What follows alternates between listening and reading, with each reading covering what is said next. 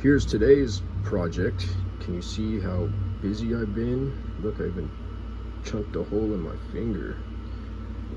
Anyway, this is a Royal Quiet Deluxe, and I wanted to see if I could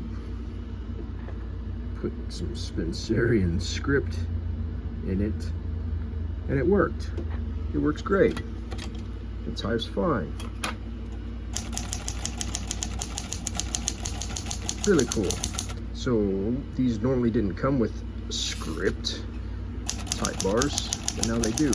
I swapped out all of these from a Safari, and they didn't fit in some of these slots, so I had to file down the bars in certain spots to make them work, and I had to swap out this whole type guide and then this whole ribbon lifter to match up with the bars. It's still filthy.